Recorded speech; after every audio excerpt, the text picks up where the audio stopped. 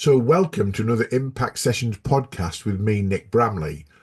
Today, we're going to explore the art of international communication. And because the world's a lot smaller than it used to be, lots of people travel both for business and for pleasure. And to explore the art of international communication in a bit more detail, I've got a guest today by the name of Mark Mortimer. Mark is owner and founder of a business called TimeZone Business, as well as a number of other things around the international communication framework. So, without further ado, and we will explore those throughout the podcast, welcome to the Impact Sessions, Mark. Pleasure to meet you, Nick. After chatting on LinkedIn for these last couple of years. We have indeed. We'll explore that as well, how things start and why people sort of get together and why LinkedIn's a good platform for that. But as you said there, came across you originally on LinkedIn. And whilst we've never met, I guess, because you're based in the beautiful region of the Alps area of Germany, I'm based in York in England. I did find that we had a similar sense of humour on some of the posts that we were commenting on. And I always think that's a good thing when I'm looking at potential guests. Have we got a similar sense of humour? Did you feel the same? Yeah, I think it might be because I'm from Leeds originally, and actually I spend a lot of time in Wetherby as well, so we're not too far away. No, I think there's a Yorkshire DNA sense of humour in there anyway. So Yeah. we're going to explore various roles that you've got and involvement over the course of the podcast. But if we can start before we do that with a little bit of potted history, I'm really keen for the audience to know why the art of international communication is right in the kind of sweet spot for Mark Mortimer. Just give us a bit of a potted history, Mark, of your sort of career to date. Okay. Yeah, sure. I started off in corporate business really, in sales, marketing, national account roles with the likes of Duracell, Kraft Foods, Tonka, which became Hasbro.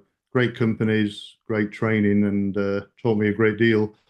I then moved through an opportunity into the international business field, and that was working with predominantly Shell International around the world and their local operating companies.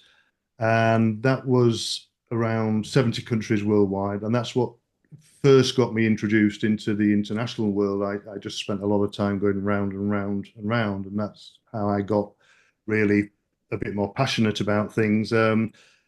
It involved working a lot in production, sales, design, and planning. So it wasn't just purely sales.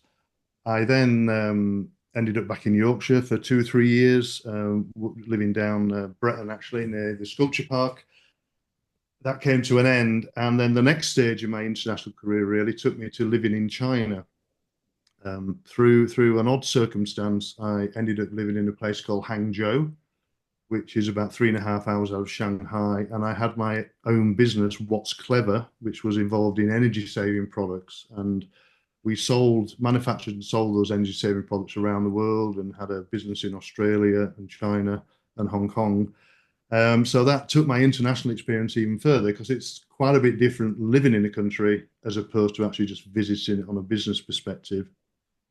I think it's also very different when it's your business and it's not an international, multinational like a Shell, for example. There's different challenges there. We'll explore that a bit in later. So that was China. What sort of timescale are we talking on that one then, Mark? I lived in China for 2.5 years, and then I lived in Hong Kong after that for 5 years.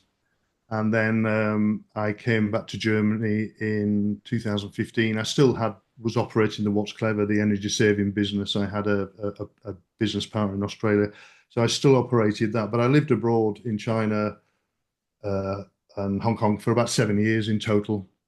And then I've come back to Germany. My wife's German. That's the reason I live down here in Germany. So I came back and I carried on with the What's Clever energy saving business. That kind of came to a natural end really around about 2020. And I was back in the UK for a couple of years and I did have a business there, not associated with this, not international, to do with digitization of tapes and old products. And then I'm back in Germany and I wanted really to take all the skills I'd learned and all the knowledge and information from international business communication and the trials and tribulations and what I'd seen works and doesn't work and kind of bring that experience together into a business. And that's where TimeZone Business came into play, really. Well, it's fair to say when you said you go round and round and round and round being an international traveller, you did sound like the luggage rack at the Shanghai International Airport from time to time. But I think Yeah, it's fair to say that we've definitely got the right guy with the right credentials to explore the art of international communication with us. So I really appreciate you giving up your time for us today. no Your problem. tagline on LinkedIn is really interesting. It's got communication skills for international business. It's got operating the Communication Skills Club, been a member of the Global Chamber, which we'll come to separately, which is not the Chamber of Commerce, but something a bit different. Running TimeZone Voices podcast, quite the CV or resume, as our international guests might think. I guess the golden thread's communication. So why are you so passionate about this, particularly on a global scale? And what does a typical day look like for you as a result of that passion? I think the passion comes from my experience. It's as simple as that. I've seen so many mistakes made, so much bad communication, and communication is fundamental, isn't it, to business? Actually, not just international business, but that makes it a little bit harder. But relationships are the key. And in order to have good relationships, we need to have good communication. It's as simple as that. And if we get those two elements right, we can have good results or better results at the end of it. So the passion comes from helping people, I guess, not to make some of the mistakes I've made, but to make the most of what they're doing in international business. Because I'm sure you'll come on to some of these other questions later. You know, it's a challenge, but a lot of people think it's really simple in international business, and it isn't. And that's why I brought in these different components, which are all related. But we have the Communication Skills Club, which I know you want to talk about separately. We have a podcast called Time Zone Voices. I'm a member of Global Chamber. So there's a lot of elements we can bring in to help people on their international business journey. And that's just not about succeeding in international business, it's also about international careers as well. So the two things go hand in hand. And I think, as I said earlier, alluded to, the world's a lot smaller place than it used to be, and there's a lot more opportunities, aren't there? Completely. Yeah. Well, it's changed. The way we do business has changed. I mean, you're a bit of an old timer like me, and things have changed considerably, haven't they, over how we used to do it. I used to hop on a plane and go halfway around the world for 2 days and come back. I don't Now, think now it's anybody does that now, or very, very few people really, apart from politicians who like to disappear. But as mere mortals, now it's virtual. So well, I mean, now people just say, "Shall I hop on a Teams or a Zoom instead of hopping on a, yeah, yeah, an Airbus or a Boeing?" Don't they really? So they yeah, I do, guess they so. do. Okay. Well, Mm. what does a typical day look like when you're based in Germany, you've got lots of different facets, but the communication golden thread. What are you doing day to day, and who are your Some clients? some of it's work in progress, Nick, as you'll find out as we go through. So I'm trying to bring a fresh approach to what we do. So there's the basic things, which is one-on-one sessions with clients, and obviously that's a part of the day. Then there's putting together the Time Zone Voices podcast, which again we'll come on to later. But the main element that I'm pulling together is the Communication Skills Club, which I've got started in a small way, but I'll tell you more shortly about that. So it's like everything really. I don't find it any different than what you do if you're just working in a national environment. You've just got to prioritize and sort your time out properly, really. Okay, it's easy to be busy rather than productive, but Yeah, let's look at the thing that first drew my attention. We connected. We've got a slight disagreement of when we thought we connected, but LinkedIn tells me it's September 2022, which is yeah. fine. Either way, it doesn't really matter on the detail of that. But um, I noticed the Communication Skills Club, and at the time I Mm. was kind of taking a sabbatical from the impact sessions. I thought I wouldn't mind meeting this guy and talking to it. So the Communication Skills Club, what's it about? Why was there a need for it, and what kind of things does it offer? Okay, so the way I've looked at how international communication skills has been dealt with by most people, and the biggest kind of focus has been on cross-cultural skills or cultural intelligence, these things, and that's become quite a academic kind of area, really. A lot of people are writing books, almost encyclopedias, how you understand different cultures around the world and what you should and shouldn't do, and there's even university courses on that now and professors and things. Some of that's relevant, but I just felt that people needed to have more practical experience, more actual practice dealing with people, business people from other countries, other cultures, and vice versa. So the Communication Skills Club is an online virtual subscription club where business professionals can come together around the world and practice different scenarios in an international environment. So one week we might have presentation skills, and I would obviously give the brief as to what that is. The next week it might be networking and small talk. The week after that it might be negotiations, and as well as practicing with each other in groups of two or three, or in groups of eight to 10 is the maximum number we would have to make it viable. Yeah. You have native English speakers and non-native English speakers together, and it's not just aimed at native speakers. But the beauty is they get feedback from real professionals, real business people in the real world. So people can say, well, actually, I don't understand what you're saying, or I don't understand the context you're saying it in. Or if you did that in my country, in Brazil or wherever, people would find that element very strange. So it's a practical practice club for people to develop their international communication skills I in go ahead. I love the idea of that. I love the fact that it's practical. And going back to the academia and the weighty tomes and the encyclopedia of sort of I guess knowledge from a theoretical point of view. If you're asked by your company at relatively short notice to go to an exhibition in Turkey and you've got, 2 weeks to prepare for it, you want just the headlines, don't you? You want to know what are the do's and don'ts and the practicalities. You don't have time to study an online sort of, 3-month course or whatever and get a certificate in it, do you? No, you don't. And a lot of, in some sense, I think people are getting little bit too hung up on the cultural elements almost. The traditions you must, for example, give a business card with two hands in Asia, and if you don't bow to the Japanese in the proper way, they'll never talk to you again.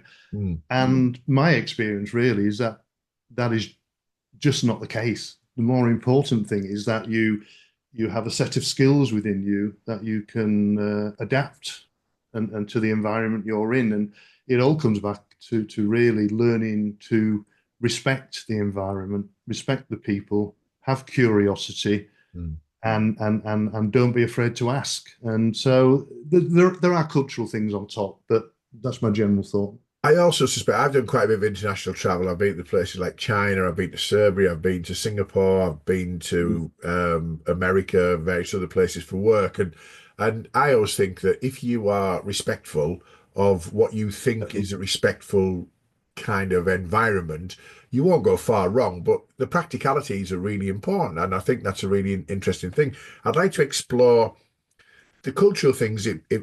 You're right. There's a lot said about that, and it is important to understand what would be weird or strange or seen as rude or whatever. But the communication skills for international business bit um, is if someone's seeking out your services, especially as English seems to be preferred in language and business, how would they how would they work with you apart from using the skills club? What other things you mentioned one to one, you mentioned sort of working with teams.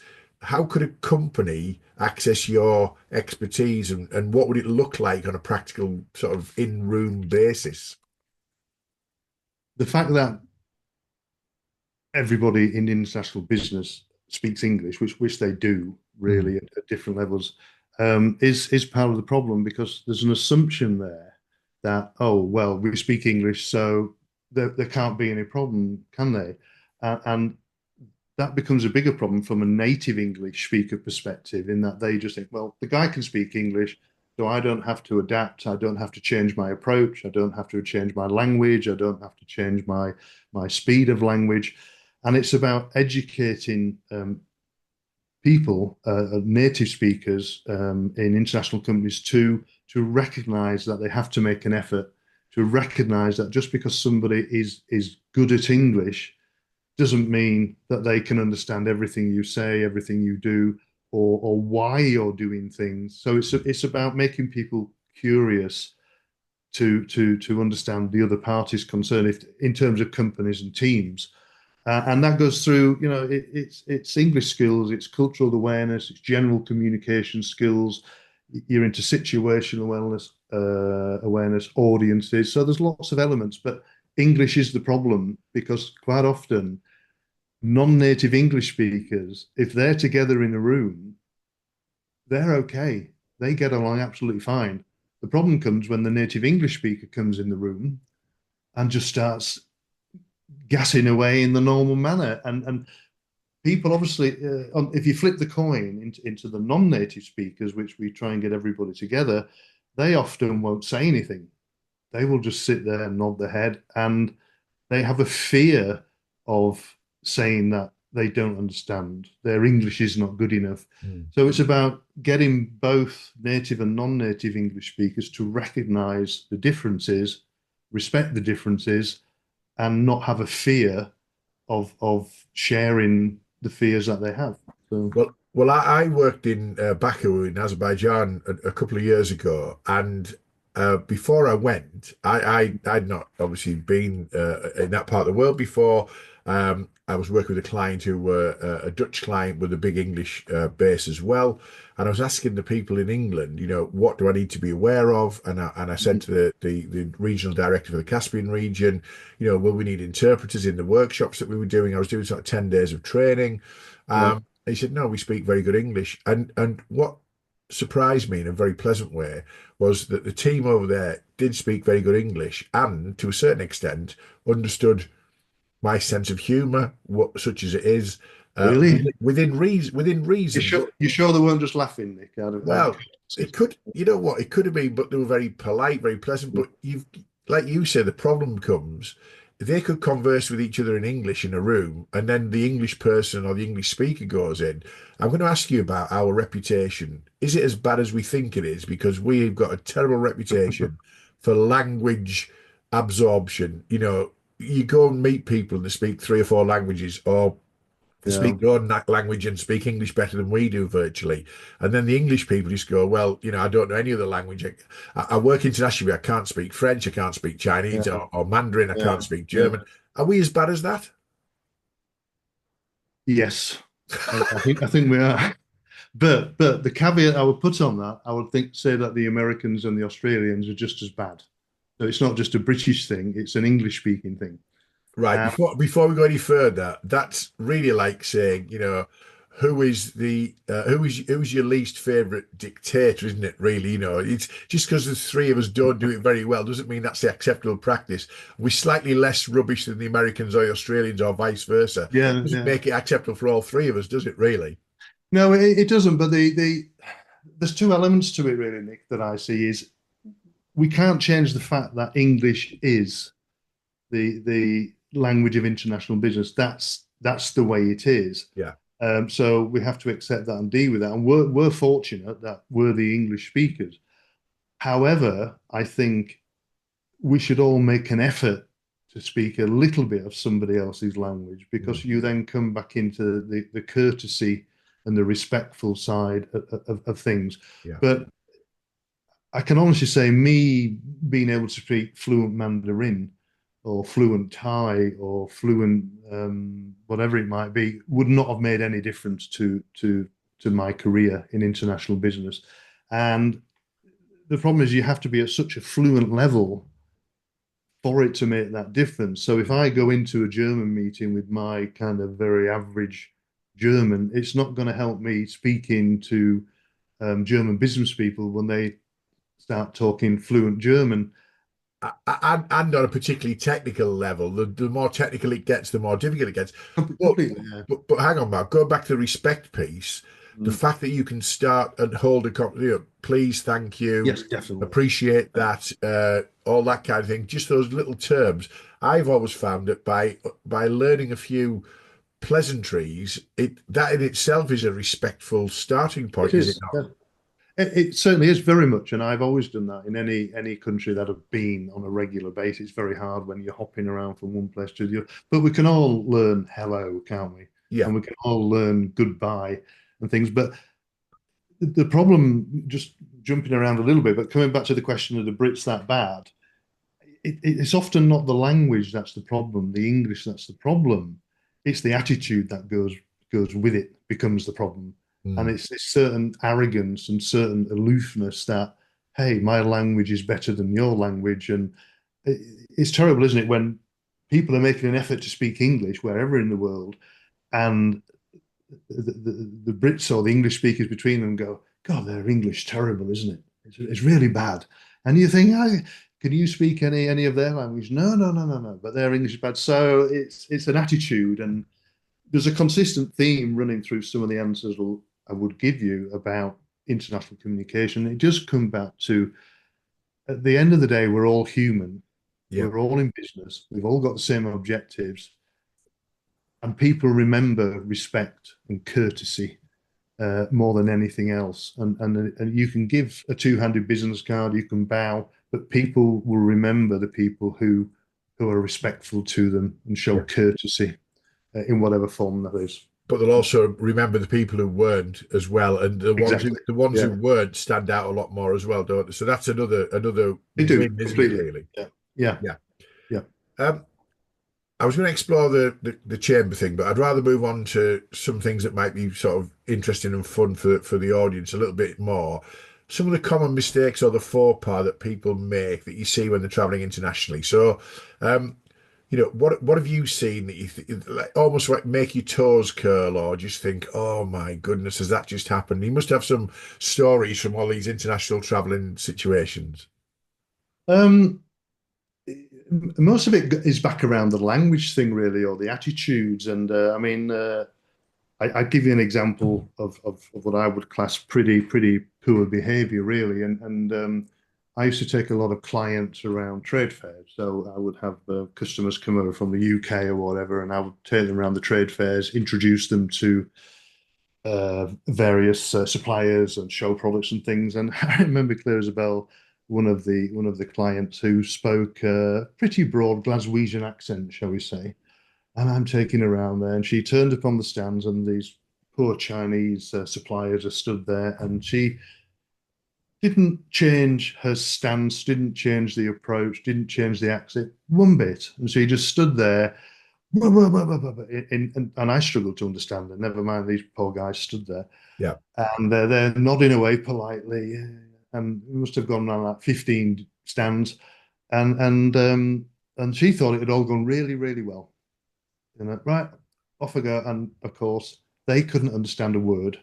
So that's the biggest common mistake, really, is walking away with an assumption that everybody else has understood what you say. So that And when you're learning English as a second language or a third language or whatever, you're usually learning, I'm assuming you're learning the Queen's English. So therefore, if your accent yeah. is thicker, regional, Mhm. you really have to be aware that that is not the tone that they've learned. So you're making people work harder, and so you need to slow down, I guess, and speak more Well, clearly. you've And never, I don't think there's ever been an English language book released, audio tapes in broad Glaswegian, has there really? It's always been pretty pure English. And I, just as a little aside, Nick, I mean, I am from Yorkshire. I've toned down my Yorkshire accent, or it's toned itself down naturally over many, many years, mm, just because my biggest concern or my biggest objective was to make sure that the people I was with understood me. yeah, And it's as simple as that. And it would come back to the obligations on both parties to make the effort. So okay. Well, it's probably an obvious question. I'm sorry to ask it because it might be obvious, or maybe not. I don't know. But what's been some of your favourite experiences on your travels? I think when you talk to someone who's travelled a lot, most people say, where's the best place you've been, and where's the best sort of experience and things. But I guess it depends on the mood at the time and what day I ask you. But give us some examples of places you've enjoyed working and why, and some of the things that you've seen that you think, you know what, international travel is not a bad gig at all. no, it's been a very good gig over the years. There's certain places stick in my mind, but some of them are for very personal reasons as well as business reasons. But Hong Kong for one, I just think it's a fantastic place. I mean, it's mesmerized me for many, many years. I would like to go back one final visit, but I would recommend that to anybody, and not just because of the vibrance of the place. It's a fantastic place to do business. Mm. It's so easy. Things work. Everything runs smoothly. It's bang, bang, bang. You want to get something done, you can get it done. And that's why I would always recommend Hong Kong from a business perspective or a 2 or 3 day visit. Singapore's quite similar. If you come onto a personal level, uh, for travel, I would recommend South America myself. I mean, the thing with international travel, and a lot of people would say this to you, you go from city to city to city to city, and cities become a little bit monotonous. Occasionally, you got a bit of a break, and you took a weekend off somewhere. And South America, I would strongly recommend. Obviously, you can't do that in a weekend, but there's so much variation and vastness in the. You need 2 or 3 weeks really. And the single biggest place that sticks in my mind is Cape Town. Okay. Wow, I just the vista with the Table Mountain at the back and Camps Yeah. Bay at the front, and you've got the Atlantic Ocean on one side and the Pacific Ocean on the other side. You've got the vineyards up in Stellenbosch, fantastic place, Cape Town. I know South Africa's got its problems.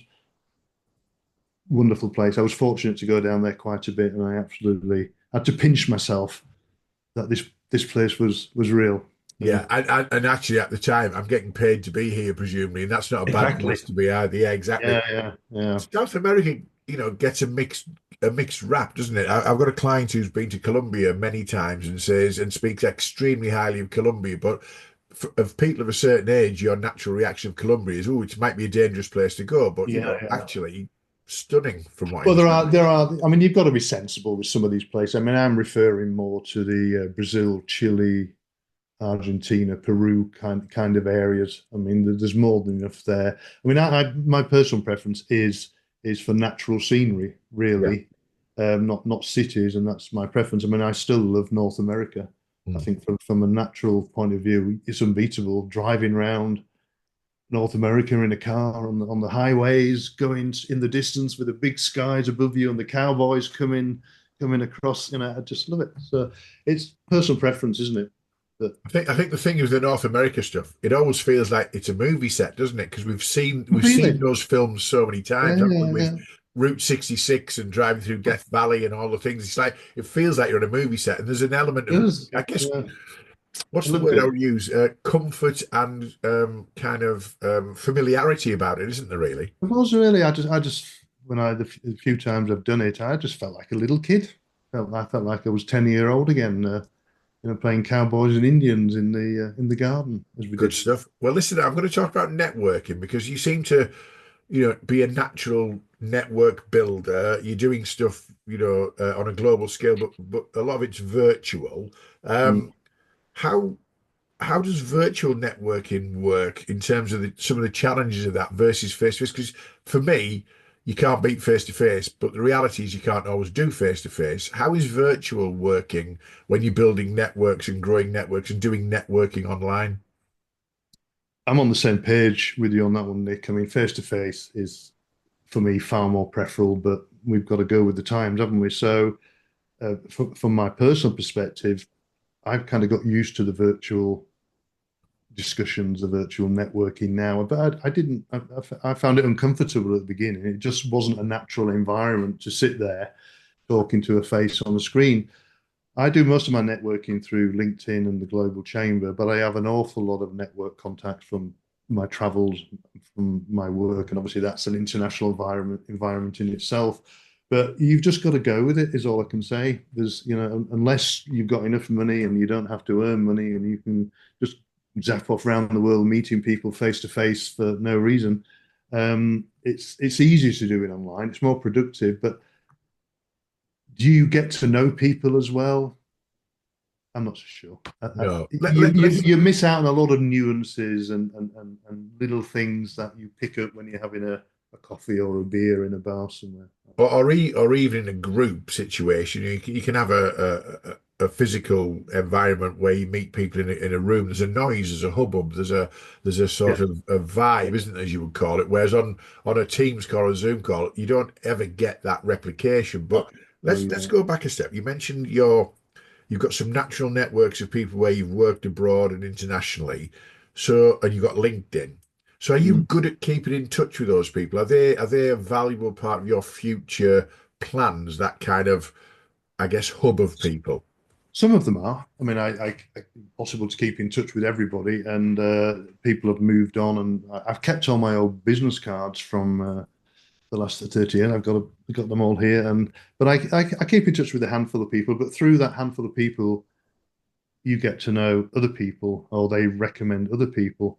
Um, so yes, I keep in touch, and actually coming onto the time zone voices thing, some of what I'm doing with that is with my old contacts around the world who live in different cities around the world, hence the time zone voices. So it's bringing people on board who I knew and chatting away about how they ended up living in Bangkok or whatever it might be, the challenges they faced in the international environment, the challenges they faced in communication. So networking is like everything, you know as well as anybody, Nick. I know you've got to put the effort in, haven't you?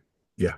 It doesn't happen at the click of a finger. But you've got to put the right effort in with the right people as well. I like the fact that you've got these I would call them champions really, people who love the idea of engaging, interacting with you, and then they've therefore the people on the ground who would say, well, actually, we've got this going on. You might want to be involved in this, and you might want to be involved Yeah. with that. A couple of quick things you mentioned. Then you remember this global chamber, but it's not Mm. the chamber of commerce. What's this global chamber that helps you with that kind of thing? And what's that about? Well, you pay your yearly membership fee, and I think they've got about 10,000 members or something. But everybody that's in that has a desire to network further in international business network. So they're not just LinkedIn's full of all sorts, isn't it? And Yeah. people are not even in business that are on there. So these people have got specific services or products that they wish to sell or they wish to purchase. And through the way the club operates, they probably have about 30 online meetings each month. Some are very specific to an agricultural sector, for example, or electronics sector. Others are more general, where you can pitch a service to people. They have a thing called a global league of extraordinaires and a global league of opportunities. Sounds very grand, not as grand as that. But again, it's just because it's so focused on international, you know the people that you're talking to that are in front of you Mm. are possible customers and Yeah. they think the same. So you're all in it together really to bypass some of the peripherals and come together. Okay. It's very good. Just give If us a bit more details on what I'll do. I'll put the show in the show notes. I'll put maybe a link to that in so people can have a look at it and understand what that's for. And if okay, they want to get involved, there'll be details on the landing page of yeah. the website, I guess. Time Zone Voices, you mentioned there it's about, talking to people who work around the world and travel internationally and work internationally. How long's that been going and what's the target audience for that? It's not actually out. It'll be out in the next couple of weeks. That was one of the things that was work in progress. So it's by its very name what I've just described, but it's not all interviews with people around the world. Some of it is discussion based with just myself. I've actually been exploring some AI things, but that's a totally separate discussion. I'm trying to do it as a mix, really, of having guests on, having discussions, and offering tips and tricks to people as well. So the whole podcast is about the different elements of international communication, but with I keep coming back to this real people with real experience, not just academics discussing possibilities and things. I really like the practicalities of what you do. The communication bit's really important, but it's really important. It's grounded, isn't it? It's real. It's not. So I think there's a definite future for all of the. You're sort of like a jigsaw puzzle, isn't it? You've got all these different facets pulled together, but as I said earlier, the DNA being the international communication. What's next for you? What does 2025 look like in terms of pulling it all together? If you look back at it from December 2025 and you think, right, what was a good year look like in terms of I Mark what Mortimer? I my two aims for this year. The main single aim is with the Communication Skills Club. So I've been experimenting really with the format of that and how it works. Again, it's something that's just been completely new to me. Is managing global online talks and get-togethers and networks. I've kind of got that together now through experimenting and do with people. And what I want to do is expand that actually quite dramatically um, into a subscription-based model Hmm. where people can subscribe at a couple of levels and bring more and more people in. So that's going to take an awful lot of time for this year and a lot of resource and a lot of work. Mm. And then the time zone voices, I want to develop in conjunction with that because the two kind of come hand in hand. And the final thing that I haven't mentioned, and this is kind of a bit of a vision really, and I'm still not 100% sure how I'll bring it together. So I want to take the practice element and take it in company. So a lot of company training, which you're involved with yourself, Nick, quite often is people standing up and talking and doing a presentation, giving information. I want to try and find a way of setting up um, programs for companies, bespoke programs, practice programs, where some of that's online and some of that's in person. Yeah. That's a major goal for this year to kind of work out a way that that can actually work.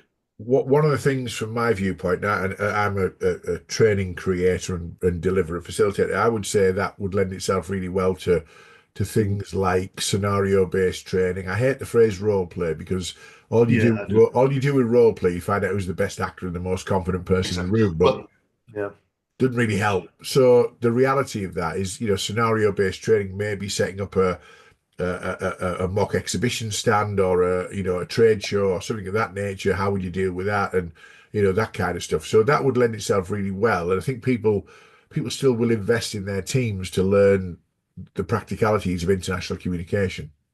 I think there's an option as well. I do agree with you about the title role play and how I go back to my days in sales. Okay, right, let's have a role play for 3 minutes round the table. Do we have to do that really? The vision is to bring other elements in, whether that's as you say, kind of fixtures, but also to bring people in from outside that they can role play with. So it's not just role playing with your mate from the sales team or the national account team. It's somebody comes in who's going to test you properly. Mm. Because when you do it with just your colleagues, it doesn't always work, does it? It's a bit of a laugh, bit of a Yeah. game. So it's kind of finding that ground how you can turn it into a more serious endeavor. Because I still stand clearly behind it that the more you practice something, the more you retain Yeah. that skill. And that doesn't matter what that skill is. Practice, practice, practice. We all Pur learn differently. purposeful practice, that is. Yeah, Not, but we all learn differently. But the reality is, if we're learning through practice, it does stick a lot more than learning through just yeah. theoretical or reading or whatever.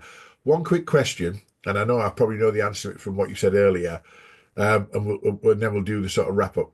If you had a piece of advice for anyone who's planning to travel internationally in 2025, what would that be? What would be your sort of golden sweet spot, thou must do message to people who are traveling this year for business?